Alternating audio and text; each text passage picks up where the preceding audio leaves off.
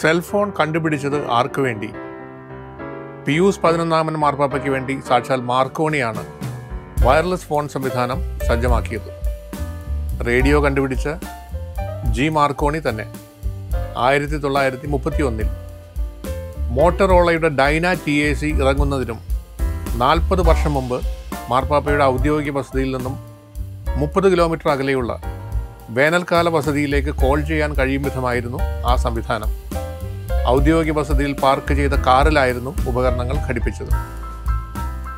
Vatican റേഡിയോയുടെ studio സ്ഥാപിക്കാനെത്തിയ Marconi സൗഹൃദത്തിൻ്റെ പേരിലാണ് മാർപ്പാപ്പയ്ക്ക് phone സംവിധാനം സജ്ജമാക്കി നൽകിയത്.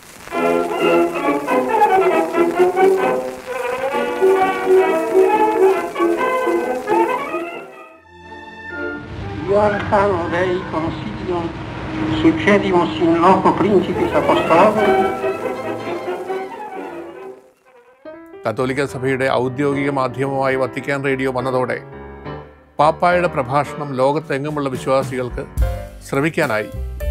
സുവിശേഷ വിചിന്തനം, അറിയിപ്പുകൾ, ഗാനശുശ്രൂഷ എന്നിവയും ദിനംതോറും പ്രക്ഷേപണം ചെയ്തു. മനുഷ്യൻ്റെ ഉപയോഗത്തിന് നൽകിയ പ്രകൃതി വിഭവങ്ങളെ ഓർത്ത് ദൈവനാമത്തിൽ റേഡിയോ സമർപ്പിക്കുന്നു എന്നാണ് ഉദ്ഘാടന ചടങ്ങിൽ മാർക്കോണി പറഞ്ഞത്. പിന്നീട് പിയൂസ് 12 മാർപ്പാപ്പയായി ആരോഹിതനായ കാർഡിനൽ ആക്വിലെ റാറ്റിയും അന്ന് സന്നിഹിതനായിരുന്നു. മലയാളം ഉൾപ്പെടെ 47 ഭാഷകളിൽ റേഡിയോ വത്തിക്കാൻ ഇപ്പോൾ പ്രോഗ്രാമുകൾ അവതരിപ്പിക്കുന്നു.